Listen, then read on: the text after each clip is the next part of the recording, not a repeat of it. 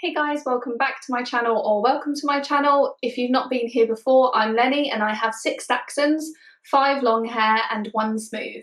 So this is a follow-up video to my last video, which was the 10 things I wish I knew about owning a male Dachshund, which you all seem to enjoy. So this is the female version. The little YouTube stats tell me that you prefer to only watch me for about 5 minutes, so I'm going to try so hard to keep this under 10 minutes, which is nowhere near 5 minutes, but I think that's the best I'm going to be able to do.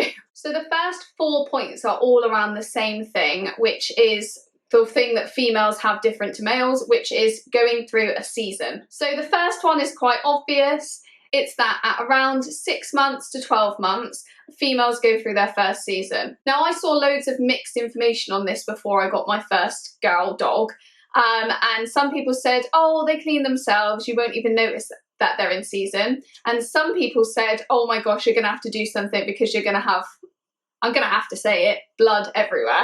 Coming from someone who has quite a lot of females, I'm gonna be honest with you, you do see it, but it's not as bad as you think. So we have opted to let them clean themselves, so we don't put them in nappies or anything like that. We do just let them carry on, but we cover all the furniture with towels or our season blankets, and we cover our bed with our season sheets, which, don't ever say I'm not completely honest with you, because I'm going to show you something very disgusting but very real.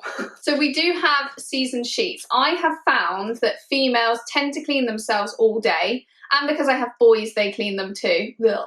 But when they're sleeping, obviously they don't clean themselves. So I have found the places that we tend to see blood are on the sofa when they're napping on the sofa, in their dog beds, and on our bed.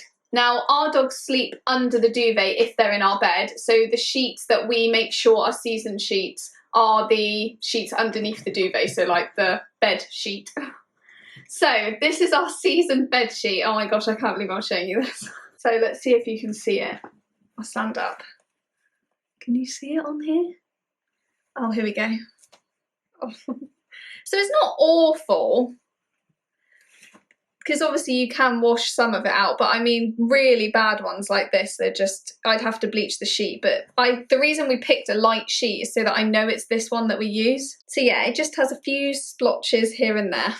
So yeah, considering the amount of female dogs that we have, it's not that bad. You probably already know this, and I'm definitely not one to give you tips for stuff to clean with, because I'm not the cleanest person in the world. But I always clean these sheets with cold water, so I'll either soak them in cold water or put them in the washing machine with cold water, and I just use like Vanish or something like that. And generally speaking, it gets out most of them, but the really bad ones, we just don't care.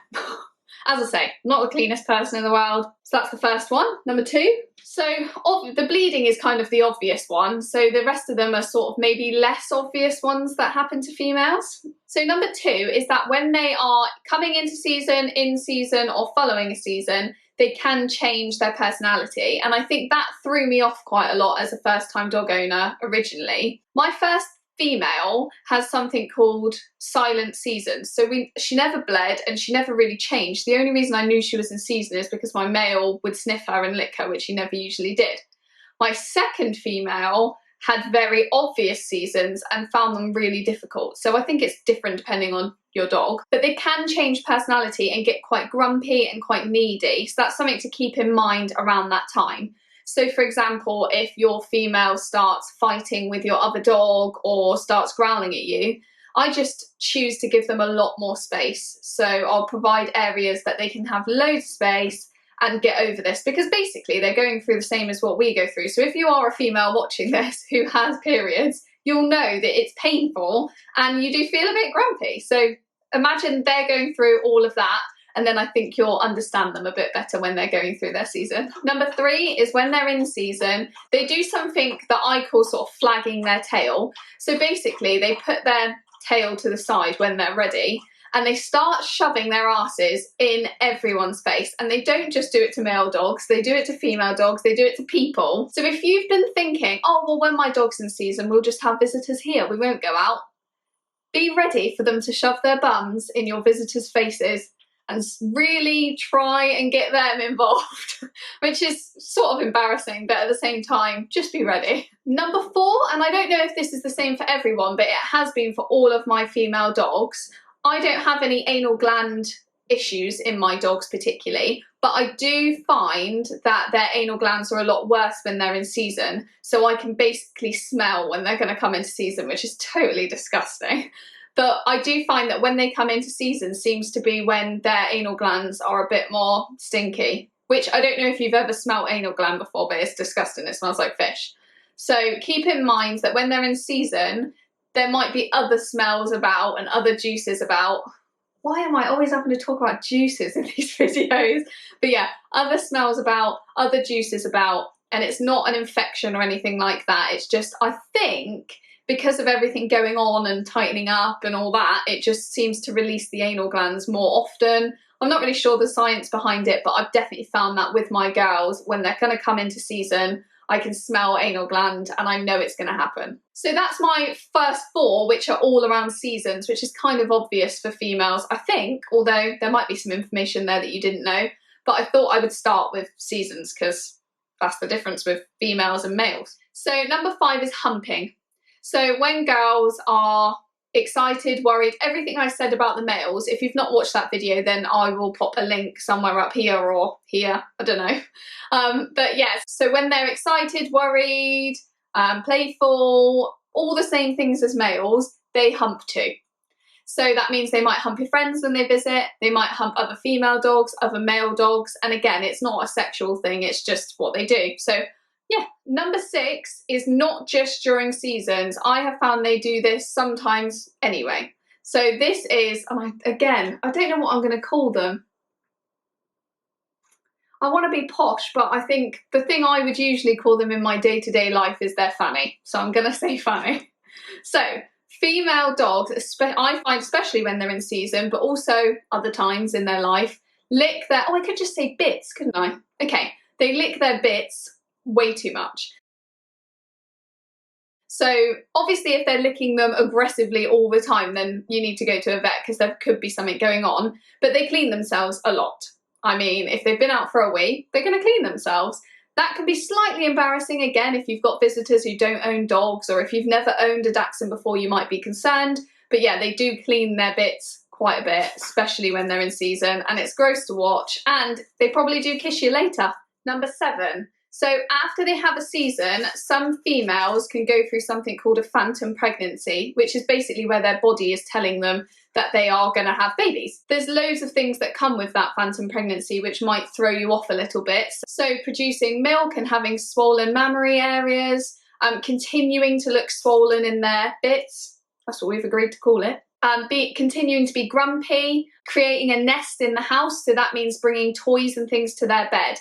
If this is quite severe and they seem really bad, so then you do have to go to a vet because they can give you medication to ease that. But with my dogs, I have one, Elsa, who has gone through phantom pregnancies, and we have just waited it out and just let her, again, continue to have her space and let her carry on through it because she's not had any signs of any infection, or she's not been really severe, but I have seen in other people's dogs them go through really severe phantom pregnancies that do need to see a vet. I'll pop a link below about phantom pregnancies because, as I say, I haven't had a really severe one with my dogs, only Elsa, and hers aren't that severe. So I'm not the most informed, but I'll pop a little link below with descriptions of what you could be looking out for. But just something to be aware of if after a season your dog seems to have not recovered from that season. Number 8, and again, this might just be my dogs, but I have seen it in various other people's dogs, and that is that the female is always the leader of the dogs. So yeah, the female seems to always be the leader.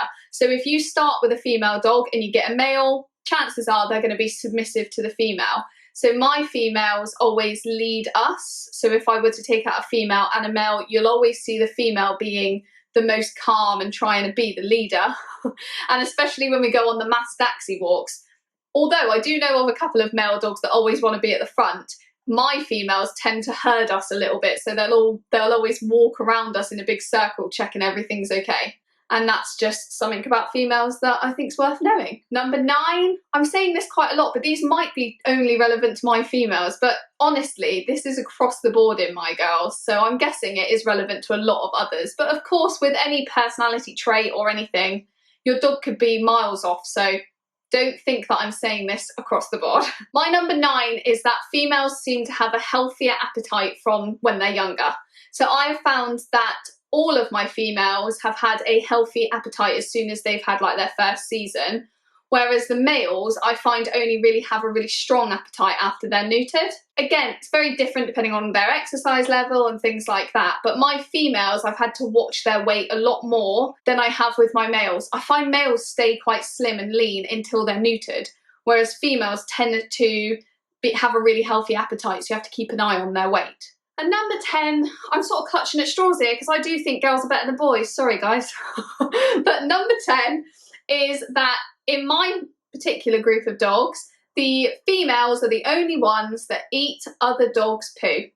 So I don't find the males have ever done it, they don't even consider it, but I have 3 females that if I do not clean up the poo straight away, they will eat each other's poo. It's absolutely disgusting. I've heard of other people who have male dogs doing it too, but in my particular lot, the females, for some reason, are the ones who do it.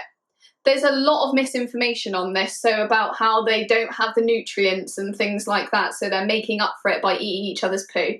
Honestly, I just believe girls are gross, and they like the taste of it, and they like doing it. It could also be the fact that they've got a healthy appetite, and I'm feeding them the same amount as the males, so they're thinking, well, I want more food. Oh. In my particular group of dogs, the girls like to do that, have to clean it up straight away. You might find your girl dog likes doing that, you might find your male dog likes doing that. My only tip for this is just keep an eye, clean it up before they do it. So I don't think I've kept below 10 minutes, but I hope I have. So that is my 10 things I wish I knew about owning a female dachshund. I've got so many video ideas. I really want to do one on crate training, and I want to do another Q&A because I've had loads of questions since my last video. And I want to do another day in the life, but a positive one following my last not so positive one. So please do subscribe, comment video ideas below, and also any things that your female does that I didn't mention. And like this video if you like it. And finally, as I always finish my videos, it is Dachshund, not Dachshund, not Dachshund, Dachshund. Cheers guys!